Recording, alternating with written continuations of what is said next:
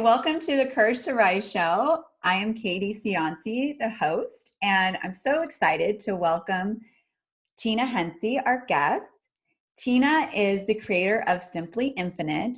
She is a psychic medium, an intuitive healer, spiritual resin artist, and Akashic Records reader. Yes, Akashic Records reader. So I have had the pleasure of knowing Tina. She's been a guide to me and a mentor when I started my spiritual journey. And this is why I wanted to introduce all of you to her, because she's incredibly talented. She is connected to source. She's just full of love and light. She just embodies the love and light that comes from source.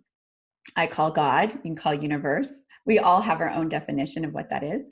And she's just really, supported me. I know she supports so many people on their journey and of life. And so I'm just so great. And your spiritual art is amazing. It's healing. Like everything about you is amazing. So I'm so grateful. I know, but I'm just so grateful to have her here to share her guidance and knowledge and wisdom. So welcome, Tina. Thank you. And so I wanted to talk about like one of the things that you really helped me with, and I know that a lot of people, is that a little beep? A little ding. That's okay. There you go. That was the ding saying, yes, this is what we're going to talk about, is intuition, like the power of intuition, because that was one of the things that, comes up for us in our life is that, how can we tap into our intuition? And it's something that's natural and it's something that we all have access to. And so I want to talk about, we're going to talk about that because you're so good at it. And also, like, how did you start on the journey that you're on now? How did you start being, being a guide? Well, I think like a lot of us, we tend to not seek out being a guide. It just kind of happens to us. Mm-hmm. I think what happened for me is I wanted to dig deep and find out where my blocks were, where my pain was, why I was triggered by relationships. I had some deaths in my life that really, that was the ultimate, I would say, turning point for me when I decided to face that on when my brother passed away in 1998. He was 18 and I was 20. So it took me about 8 years to just finally try to like accept and to look at it in the face. And I decided that I was going to do everything in my power to feel better. And I wanted to feel better. And in order to feel better, I had to dig deep in the deepest parts of me that didn't feel good, that didn't feel like me. And I just never really had a chance to do that since I was grieving for, and I was grieving, but I wasn't allowing myself to grieve. So when I allowed myself to grieve, then I was able to kind of like open up. And when I started clearing out all the junk from my childhood or things that bothered me and why they bothered me, and just therapy and outside sources, outside help, then I was able to sort of like open up to like what is possible. And I didn't know where I was going. Mm-hmm. So that kind of kickstarted me into the healing, I guess you say, healing realm or healing, Yeah, your healing calling. It's a calling. It was a calling for me. And it's because I knew that whatever I was doing worked, and I knew that some things didn't work. So I wanted to share that with people, that was really important for me to just share that everybody's journey is okay. You're okay right where you're at. Mm-hmm. It doesn't have to be different. It doesn't have to be like that person. You just have to just be where you're at. And then when you accept that and you drop into your body, it's like, okay, now I can acknowledge, this very moment and open up. And anything is possible from there, Mm-hmm. Yeah. And so much of the time, people, I mean, we're talking about this Courage to Rise is all about like adversity, and there's so many types of adversity Yeah. and how you can create opportunity or possibility from that. And so death is something that we all experience of somebody that we love or care about. I mean, that's just something that everyone will experience in their lifetime. Yeah. And it can create, it's that loss, it's that grief that sometimes can keep people really stuck. Mm-hmm. And it's painful to lose somebody that you love. Mm-hmm. And it's hard to even, a lot of times people have a lot of questions and have all these emotions. And so it sounds like you've had this gift for a while, right? Yes. You've had this gift since you Yes. were a child Yes. of, do you want to share like what that gift is? Well, I mean, I, for a long time, didn't know what that gift was. I just thought that's who I was. Mhm. And, I mean, I have a very distinct memory of me in diapers Mhm. sitting in the hallway with my brother, my little younger brother, we were 18 months apart, so we were probably both in diapers. And I just remember playing with my toys, and I felt like if I could remember, I couldn't talk yet, and but I knew what I was saying in my mind, like, my angels, are you still here with me? And I don't know why. We'd never had grown up in church or anything like that. Um, and I felt like I looked up, and there was this window in my bedroom, and I looked up from the hallway. I felt like, yeah, they were with me, and I felt like a knowing, like, so I never had a problem growing up believing in something else, Mhm. something other than what we're seeing now, like our tangible, people and things that we can touch. I never had a problem believing in that because of that. I think because of that moment. I don't really know. Mhm. Um, but as the years went by, it was like I could know things without knowing them, and I didn't know why. And I could finish people's sentences, and I didn't know why, or the stories. And I thought it was interesting the older I got. And then my brother passed, and it was like, then all got washed away. Mm. And when I decided to face it on, I decided that I wanted to talk to him. Mhm. So that's when I discovered that I was also a medium. Mhm. I mean, it wasn't fun at first, but it was definitely a journey. I mean, I was a little overwhelmed, but as I grew in that area of my life, it was like meditation was key and working on myself was key. Mhm. And if I could do those two things, then I could be clear and I could know what's mine and what's not, Mhm. know if he's there or if he's not. And Mhm. Yeah. That's I so don't know. powerful. Yeah, because that's also can be also very comforting to Yeah. people who've lost somebody, that they can connect to that person who's left. Their soul is still there, and that can be really healing and powerful. That they can still have conversations with their loved one who has passed, Yeah. and sometimes there's somebody that can help them, like you, Yeah. help them connect to that. So I mean, that's very healing in itself. It sure is. And I mean, there are non-believers that actually walked out believing after they had a session with me, because they told me specific things about, Mhm. their relationship or whatever it was, a key information that I was able to give them to know that that loved one is there, and like the older I get, I mean, I've been doing this consistently since 2000, I would say 7. Mhm. And, 2011 is when I really stepped in and like started my own business. And um, I would say that over the years, I've gotten stronger just because I never ever stopped working on myself. I mean, it's so important, working on ourselves and just clearing out that channel so that we can be clean and clear about what's happening. So we're not all muddled up, So now sometimes I get names, and then they know, like, oh, how could she know that person's name? I mean, even I get surprised sometimes.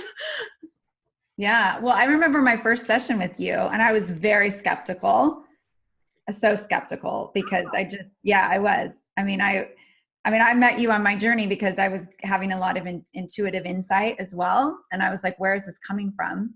Right. And it was just out of the blue, you know? And I went to see you, and the first thing you said was like, oh, you have a sister. She's right next to you. And you said her name, Suzanne. And you may not even remember this I because don't remember. you don't remember. But you said that. You said Suzanne. And I thought, but she goes by Susie. And I was thinking, okay, that was my sister that died when I was 18 months old. I mean, you named her name. There is no way that you could have known that. There's Yeah. no way you could have known that. I mean, you can't even find that online. I mean, I guess if you like really looked, maybe you could, but Right. I mean, seriously, like I just couldn't believe it. And you had everything down, like her personality. And I wasn't even coming to you for that. It just came through. Right. That's what happens. Yeah. And it was like, wow, like this is real. I mean, then I was like, okay, like she's real. Like this really is true. This is part of life too, is that we can connect with the people that we've lost. And then your intuition, like you really helped me tap into my intuition and believe in my intuition. And I think there's a lot of people that are probably listening too, which are, how do you know? You're such a good teacher about this. Like, how do you know that your intuition is correct? Because sometimes we second guess or we self-doubt. And then later you're like, oh, I felt it either in my gut or my heart. Like I felt it, or I had a knowing and I didn't listen to it because I thought, oh, that's ridiculous. Like these self-doubts we have. Yes, self-doubt. The thing is, I have a really good answer for that. How do we know? Yes. You You don't. Okay. Yeah. don't know. You don't know. And that's part of life if you think about it. Like, is this a good move for me or not? Should I quit my job and go to this job? You don't know. Mm-hmm. You feel a feeling, but you never know. You have to say it. You have to try. It's all about dropping that ego and dropping that whatever human nature of us, the inside that tells us, oh no, that's not true, or why would I get that? Like try to judge everything that comes. Well, you're thinking all the time. You're thinking all the time, and the thing about that is that if you heard something and you're giving a session or you're giving a reading, or even for yourself, and you hear something, like me, I'm clairaudient. That's my number one clair besides clairvoyance. And it's like, okay, I have to know if this is right or not. No, you don't. You just say it. And the more that you exercise that, it's just a practice. The more you exercise the saying part, like I'm going to just say it, Mm-hmm. you realize that it's something and you don't need validation from someone else. Because a lot of times what will happen is I'll get text messages like 6 months later, 2 weeks later, a day later. I have no idea how I didn't think of that. That I listened to your recording again. This happened. That was like me getting out of my way, and we have to just get out of our own way. That's it. And it's hard. It's really hard to feel like, why do I always feel like I'm going to be wrong if I say something or if I think something? Why am I second guessing myself? That's part of cleaning out like the old junk that we don't need, the old belief systems. And believe me, I've had to work on that too. And sometimes even still, I've given hundreds of readings and I still feel like, gosh, I hope I can do this. Yeah. And it just flows out of me, and when we connect to source and just kind of allow everything to flow like it should, it does. And it is the way it's supposed to be, Yeah, exactly. Yeah, and that's true, right? It's like just connecting to it and just saying, well, this may come up, this may not. And I remember when I was doing, as a therapist, when I first started as a therapist, I would have this intuitive knowing, or I would get some sort of message and I would say, well, oh, I don't know if I should say this or not. But then I would say, oh, well, I could be wrong. However, this is what I'm sensing and this is what I'm getting. And most of the time, 99% of the time I'm not. It's actually, oh yes, how did you know that? Or how did you understand that? And so it's almost like I got to a point where I still doubt myself, of course, because we're human, right? That's our ego. but it's like being able to like really have the courage to just say it or express it and know that it's either going to be accurate or it's not, and that's okay. It's as long as it's coming from a place of love. Love. Exactly. That's what you taught me. Oh, really? Okay.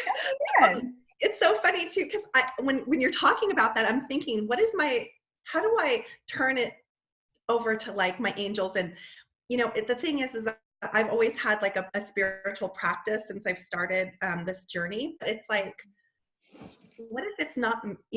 People always say thank you so much for your gift or whatever. It's like, God, I don't feel like I can even take credit for it. Like it's a lot of the guides and listening and meditating all the time, and not even, sometimes I don't meditate. I didn't do it yesterday. I mean, sometimes I don't, and it's like, gosh, can I still do this? It's like, angels, are you on my side? Like, help me. Like, I want to access like all the source of information that is only helpful to other people, like is helpful and productive. Like, I'm not going to go there, and it's so funny because at first, when I first started this journey,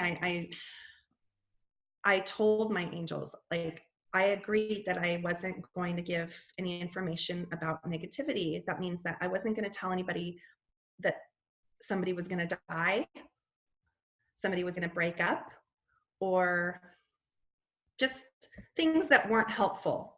Mm-hmm. And I don't even get that information. Mm-hmm. I don't receive the download that they're going to pass or anything like that. Mm-hmm. People ask me all the time, is he going to live? Is he going to? I don't know, because that's like that's not productive for anybody. So I feel like, gosh, I mean, I think I'm pretty blessed as far as that goes, because I don't really want to be identified as a medium per se or a psychic, but I am. And that's the fact of the matter, but it's how I portray, like how I speak to my clients or my friends, and how I tell them, how I carry the message of hope or guidance, and kind of make them aware of like what's the best option for them, and they always get to decide, and that's the beauty of it. But I do like to think that the sessions are super healing, I guess, like a sort of a ripple effect of healing for outside of the reading as well, Mm-hmm. Oh, it's incredibly healing, because then you get a chance to, I mean, not only connect to somebody who's passed, but also in some of the readings, that's not the purpose of it. It's, right. A lot of them are not. It's more, Right. Just connecting with your knowing that you already have. Yes. That knowing that you already have, inner knowing that you already have. And then having some, like you say, like you don't need validation, but a lot of us do. Like, oh, sure. Sorry, I do. I still do, but it's like, yeah, just like carrying the message is one thing, but then like you do want to be like, okay, am I? It kind of helps the flow of things. Like if they say like, oh yeah, that's correct, or it does help. It does help. Yeah, it helps. It helps. And then just for us too, because as a person who's really trying to practice intuition and strengthen it, it's really, like you said, like it's a practice. It's something that it may be accurate, it may not, but if you don't say it out loud or you don't acknowledge it, and then there's a validation. Usually there's something else that comes out, would you say, that validates, and you say, oh, not that you're seeking it out, it just comes, and it's like, oh, okay, that message that I downloaded is accurate because Yep. God, the universe, source showed me that it was. Yeah. Exactly. Yeah, that's amazing. So what are some things that you do for self-care? Like, what are some of the things that you do that help you? Because this is a lot of energy. When you're giving a reading, it's a lot of energy. Yep. And you're a healer. Empath, yeah. An I feel empath. everything. The one thing that I could say that has helped me consistently over the years is a soak. And that's an Epsom salt bath with whatever oil you feel like, or no oil at all, but an Epsom salt bath, and soaking at least 20 to 30 minutes, and just kind of cleaning off your energy field,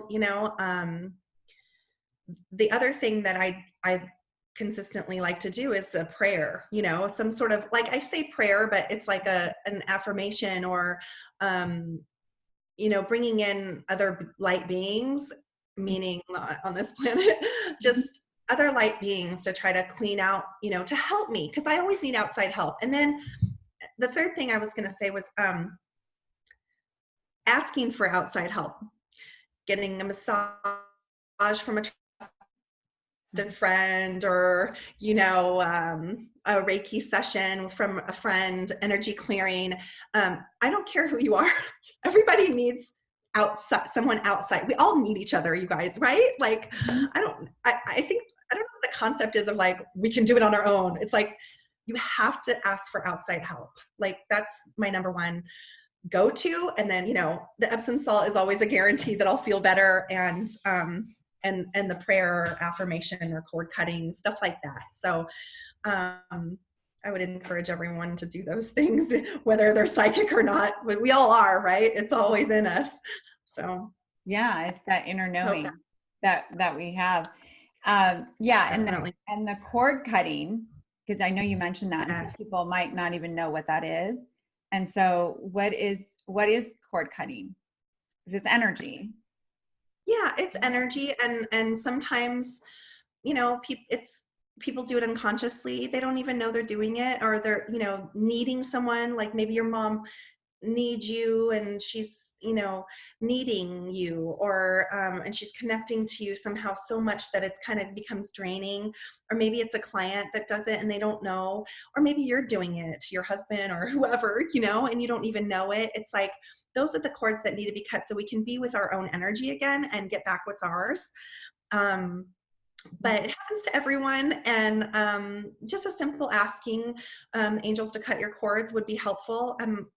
Cord cutting, the thing is about cords is that they can be sometimes draining, and sometimes we think we need them in order to hang on to, a marriage or a relationship or friendship, or whatever it may be. And they're not always bad, but sometimes they're corded from lifetimes ago. And that's like a deeper cord cutting. But a lot of times, thankfully, I mean, I can see I can see in my inner knowing sometimes where that comes from, and then we can ask if it's ready to be released. And the person just feels a little bit more free when they're gone, or when they're cut, because then you're like, the whole goal of everything is just to get back to your own energy, right? Like, just to feel more powerful and empowered. And that's what I strive for. Yeah.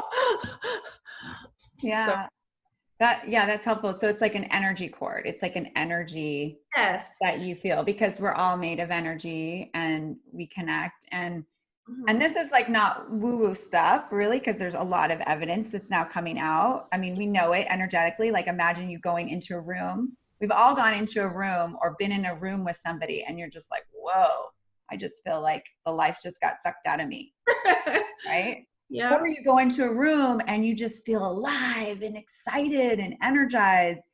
And like that vibe just, invigorates you. Yeah. So, and you can't see it. Right. Felt. Yeah.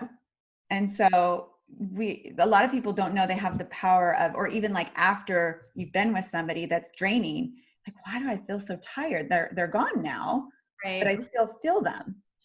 And that's part of, something that might have been a cord, an energetic cord attached, and that's okay. And the thing is, like, I've discovered over the years, I hope I'm not talking too much. I have noticed that the less emphasis you put on feeling yucky or feeling like it's bad or ew, or then that's where your energy goes. If you feel like, oh, it is what it is, everybody's got it, don't worry. Don't be hard on yourself. That's a deeper issue. Like, you're a good person, everybody's here to just survive, and we're all just trying to like survive in this world and be who we are. And it's easy to blame this or that, or the area that I got Disneyland, or if you're in a crowded place, it's like, oh, I'm never going there again. It's like, no, let's just find the tools for protection or for guidance and grounding. Not even really protection, but like kind of like a grounding, and know that I'm going to walk in there like open mind, open heart, and I'm good. Like, you have to be respectful to that energy in a way, I feel. And I think that when you, not you, but when people sort of make it like wrong or bad, then I don't know. I think that's where your energy goes. I do know. It's like, that's where your energy goes.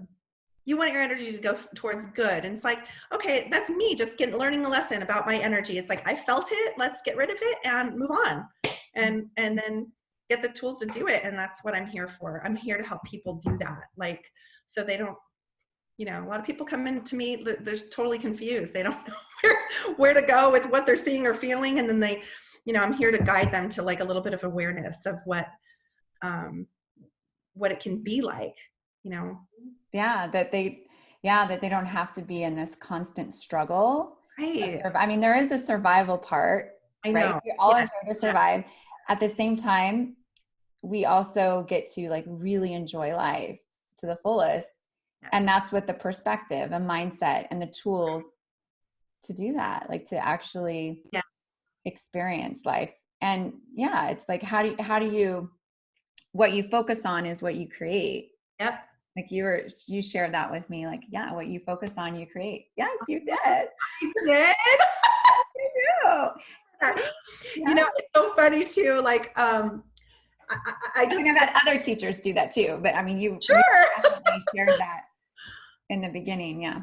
Yeah, it feels right, doesn't it? I mean, if you focus on what you can be, you feel more empowered. If you focus on what you can't be, you feel disempowered. The end. Right. Yeah. Not the end, but that's period. Like a period. Exactly. Yes. I also want to share, because you're an artist, you are a spiritual resin artist. And so I want to share, because some people might be like, resin, like, what does she do with resin? And so this is something that you made, if somebody can see. Look at this gorgeous art. Oh my gosh.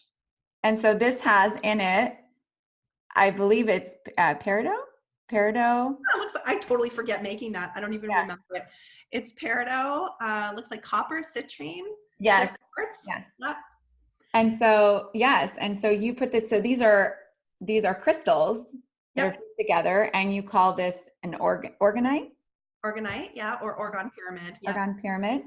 Somebody they if you hear people say orgone, it's because this person trademarked the word organite. So a lot of resin artists that do organite will say organite, or they'll go back and forth to orgone. So I just kind of kept it simple to orgone, but that's what it is. Okay. And here's another, look, I'm like sharing your art here. Oh my gosh. That one. Another. And then look at the bottom.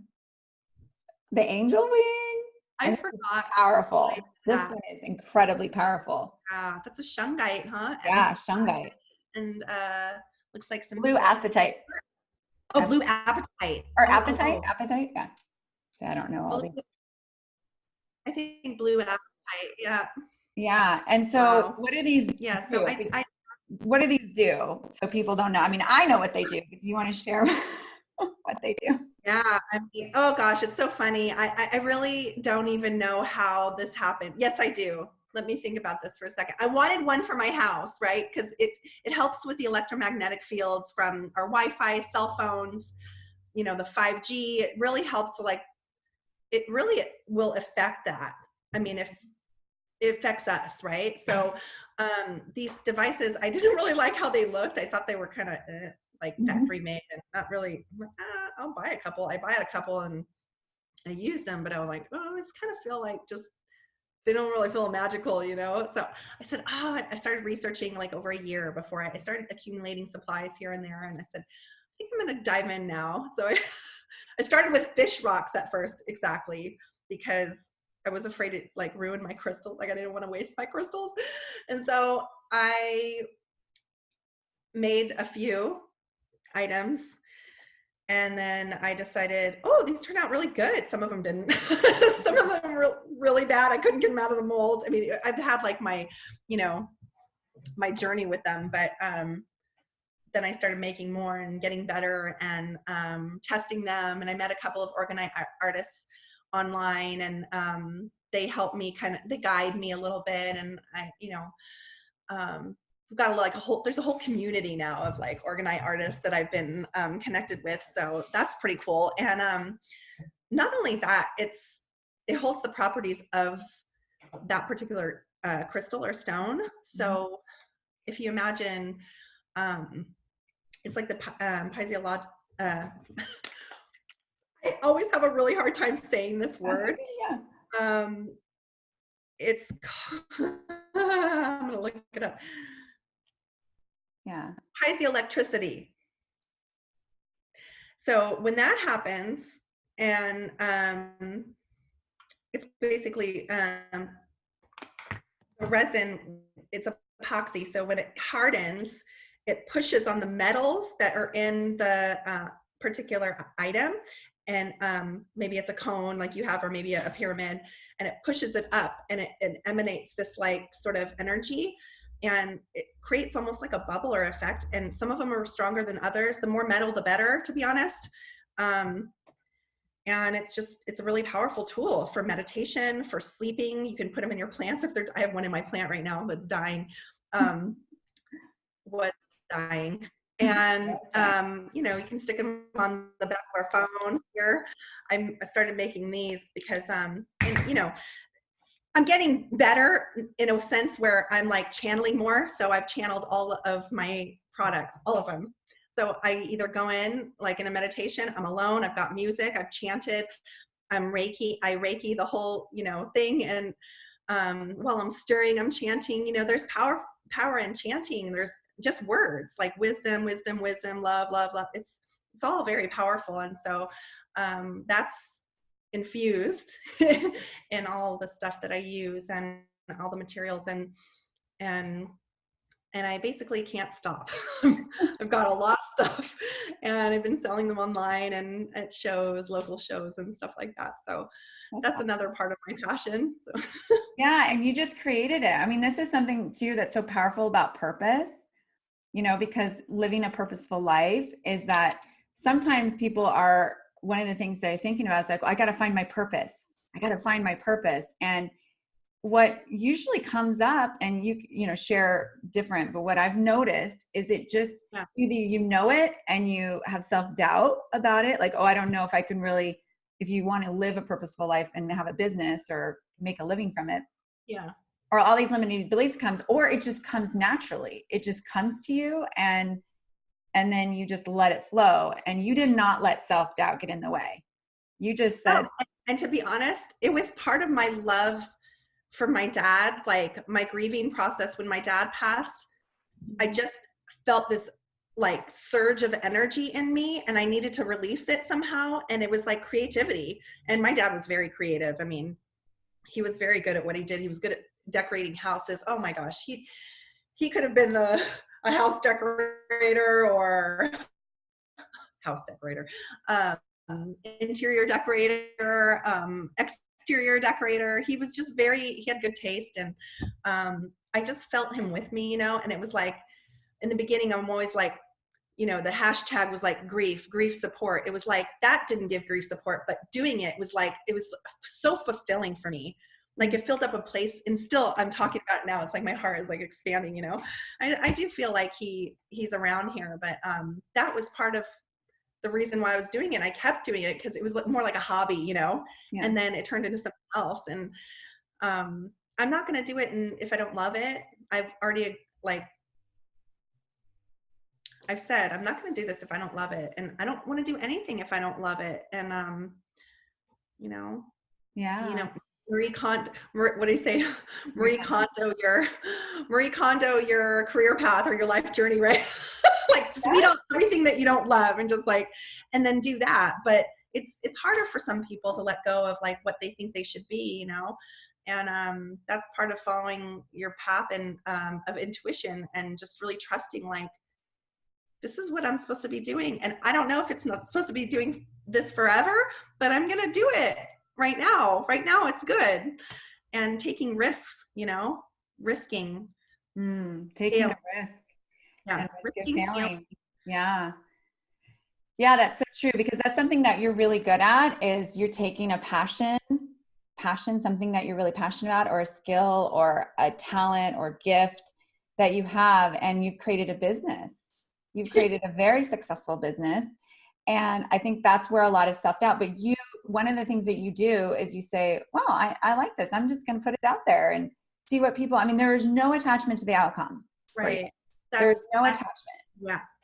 That's, I think, a lot of people's huge blocks that come to me with creativity blocks. They're just like lost. They're like, they're not good. What if they don't like you have to just put yourself out there and be positive and just take care of this. And then everything else, like my dad said, everything else will follow. I was going to say something else about what you were Yes. talking about earlier. I can't remember what it was. That's okay. It will come to you. It will come to you. Definitely. And if it does, just interrupt me. Okay. Yeah. So yeah, but I mean, the purpose, like what you were saying about just let it go, let it flow, just let it be, and put it out there. Like Yeah. just put it out there, because you started creating these. I mean, it was amazing. You just Yeah. were creating this art, and you just put it out there. And then it was like, people were buying it. You were like selling out. You had orders, I know. and you just put it out there. But and the cool thing about this is, like, every single one of them is unique. Oh, I know. Every single one. There's not one that is the same. No. And that's amazing. It's like, that's what's so special about it. And then the time, the energy that you put into it. And if we all did that, I mean, really, if we all did that in our lives, like just lived like that, Yeah. just like passion and not caring about what other people think, or worrying about, well, is this going to be successful? Is it not? We can, I mean, there's certain things that, of course, you need to, if you've got a family or whatever, Sure. Yeah. To provide bills and provide. That also doesn't mean that you get to stop doing the things that you love, because right. you can do that. And who knows, it could end up being something that you're able to, that is your purpose, and because you open up to it. Absolutely. And one of the things that I hear a lot from people is, like, I'll have open houses here with like some vendors, or I'll go somewhere and they'll say, how did you like know that people were going to come here? Like, how did you know that? And I'd say, I just know that when I'm doing this, I know the right people are going to come, and I don't put expectations on it, except for that I know people are going to come and it's going to be a great day no matter what. And I feel like the flow of energy of that is like kind of inconceivable to some people. It's really hard for them to realize, like, oh, I can be successful, or and then the other thing is giving, not holding on to like all your product, like it's like your lifeline. A lot of times I'll hear like, give it to her, like, and I'll say, they just said give it to you. Like, so I'll hear it like so distinctly, like, she needs that, give it to her. She's not going to buy it because she doesn't have the money. Give it to her. And like, you never forget where you came from. I mean, I didn't wake up like this. Like, I didn't wake up overnight and just say, oh, I mean, I used to be an admin assistant in an insurance company. I didn't start out like this. I did everything on the side. And then when I felt like it was time, I took the leap. But you never know when it's time, No, you just take the leap. Sometimes it's just really about taking the leap and believing. It's like getting out of the scarcity mindset and into abundance, which is how you live. You live in abundance mindset. Yes, I really do. I really try to just get rid of all the baggage and all the expectations, and just trust that no matter what, I'm going to be okay. So yeah, maybe it's a dreamy way. It's the Pisces dreamy way, but no. But there's also like the generosity. Like, you're so generous. You are so incredibly generous with your love and your time, and giving your products. It's just, I mean, that you come from that space of generosity, and then it flows back to you. Absolutely. Yes. flows back. Yep. Every time. Yes. I'm not keeping it a secret, how this is how it's made. Like, it's all for everybody to do. Like, it's not like, yeah, we're all together here. Right. Yeah. Yeah. And So that's funny. so powerful, right? This is not mine. It's not yours. It's really, it's just Right. everyone's. We all have the Yep. same resources. It's all Yes. available to us. Yes. I do want to share this one thing because I think we have a little bit more time. Okay. And do you want to share about this experience that I had with you when I was feeling like in scarcity with my finances and I wanted to go to this leadership program, which I'm in now. And we were at dinner. We're friends now, by the way. Or no, we were at lunch. And I said, I really want to go to the leadership program, but I don't have the money. And I was stuck in my, scarcity mindset. And you said you had me do this meditation where, do you mind sharing it? Oh, sure. I share it with everybody. Okay. In fact, my therapist at the time did this with me, and I've done it so much over the years, and she knows who she is. She'll probably watch this. Is just, sitting there and, closing your eyes and just thinking about, you can imagine what a dollar bill looks like. Mm-hmm. Imagining a lot of dollar bills, and it's like wind toward you. Are the dollar bills sticking to you? Are they kind of some sticking, some falling? Mm-hmm. What are they doing? Imagine that you're sticky and all the money in the world is coming toward you. Physical dollars on you. Imagine that it's sticky, and it's all sticking until you have piles and piles and piles and piles of money all over you. Mm-hmm. I can feel it now, can't you? Yeah, I can. I love it. It really works. Yeah. Somebody told me once, I can't remember who, that right before you fall asleep is like a really good time to manifest. Mm-hmm. Oh. So it's like a thing that I've tried to do at night, if I can remember, if I'm not too tired, to manifest and just do that imagination. It's an imagination meditation, whatever you want to call it, but it's a thing in your mind working and knowing that all this money is like sticking to me. Oh my gosh, maybe I'm just like lying in a pile of dollar bills, right? And see what happens. Mm-hmm. Well, what happened was 15 minutes later, I get a call from somebody who is a really good friend of mine who also wanted to go to leadership. And she said, you're never going to believe this. I just got this check in the mail for $5,000 and I'm going to pay for your first, I'm going to gift you. She's like a sister to me. She's like, I'm going to gift you this because I want so much for you to go. I'm gifting this to you. And then I'm gifting back, I'm going to be gifting back to her something else. I mean, I've already given, it's like, it's this give and receive and thing. And I was so hard for me to say yes, because I was like, nope, I got to come up with the money myself. And so I'm attached to the way it's coming to me. And you taught me, and I had another person too, a mindset coach, that was teaching me the same thing, because you both are in abundance, living in abundance. And you said, do not be attached to how it comes to you. And I allowed myself to receive it. And it was the most incredible gift, except for my son, that I've ever received. I mean, really, to be able to go to this program and have experience a transformation.